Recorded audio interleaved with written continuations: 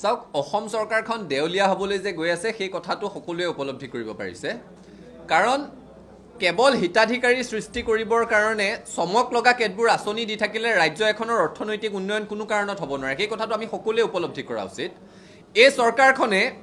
23 লাখ 24 লাখ নিবনুৱাক সংস্থাপনৰ কথা কৈ চৰকাৰ গঠন কৰিছিলে আৰু চৰকাৰ গঠন হোৱাৰ পিছত গণি গণি 1 লাখ চাকৰি দিম বুলি যোৱা 3 বছৰ ধৰি কৈ আছে আৰু একেখিনি সময়তে অসমৰ বিশ্ববিদ্যালয় কেইখনে প্ৰতি বছৰে 1 লাখকৈ নতুন গ্ৰেজুৱেট সৃষ্টি কৰি আছে এতিয়া তেওঁলোকে সকলোতে হিতাধিকাৰীক আঁচনি ভগাই আছে হিতাধিকাৰীক সামগ্ৰী দি আছে কোনো কাম নকৰাকৈ পইচা এই গোটেই কথাটোৱে ক্ষতিকাৰক এতিয়া তেওঁলোকে খুব ডাঙৰকৈ বেনাৰ পোষ্টাৰ মাৰে হোৰ্ডিং মাৰে বিজ্ঞাপন দিয়ে যে এবাৰ ইমান লাখ পৰিয়ালক আমি অমুক আঁচনিৰ অধীনত সাঙুৰি ললো মানুহক পইচা দিয়াত আমি বেয়া পোৱা নাই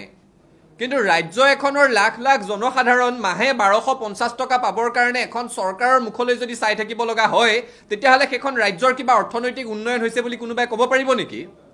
1250 টকা কিয় 12500 টকা দিয়ক কিন্তু তাৰ বিনিময়ত এটা কাম দিয়ক আৰু কামৰ বিনিময়ত পইচা দিয়ক এতিয়া বিনামূলীয়াকৈ স্কুটি পোৱা যুৱতীগৰাকীয়ে ঘৰত যেতিয়া স্কুটিৰ তেল ভৰাব বিচাৰিব তেতিয়া মাকে অৰুণোদয়ৰ আঁচনিৰে সৈতে ঘৰ চলাই থকা বিধৱা মাতৃগৰাকীয়ে 100 টকা লিটাৰ পেট্ৰল ভৰাই দিব স্কুটিখনত নে 150 টকা লিটাৰ মিঠাতেল কিনি আনি ভৰাই দিব নিজৰ ঘৰৰ চৌকা জ্বলাব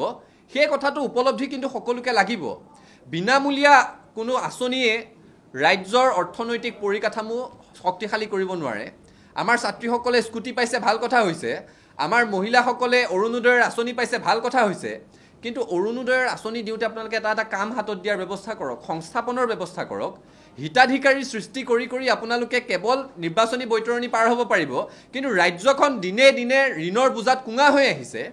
এতিয়া বাতৰি প্ৰকাশ পাইছে যে মধ্যাহ্ন ভোজনৰ ৰাহি হোৱা ধনৰ টকা কেইটাও আকৌ চৰকাৰে ঘূৰাই বিচাৰিছে এতিয়া মহাবিদ্যালয়সমূহৰ বিশ্ববিদ্যালয়সমূহৰ অৱস্থা চাব ফি ৱেভাৰ স্কিম দিছে ভাল কথা হৈছে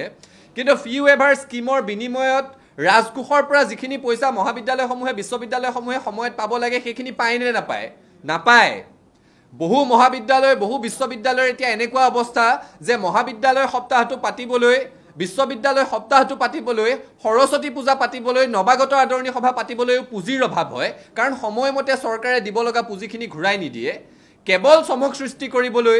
কেৱল হিতাধিকাৰী সৃষ্টি কৰিবলৈ কেৱল নিৰ্বাচনী বৈতৰণি পাৰ হ'বলৈ যদি এই ধৰণে ৰাজ্যখনক ঋণৰ বুজাত পুত নিয়াই থাকে তেতিয়াহলে অসমৰ অৰ্থনৈতিক অৱস্থা ভয়াৱহভাৱে বিকল হৈ যাব আৰু চৰকাৰক আমি আহ্বান জনাইছো কামৰ বিনিময়ত ধন দিয়ক সংস্থাপন দিয়াৰ দীৰ্ঘম্যাদী পৰিকল্পনা লওক কেৱল নিৰ্বাচন জিকাৰ আঁচনিৰে সৈতে ৰাজ্যখনক ঋণৰ বুজাত পুত নিনিয়াব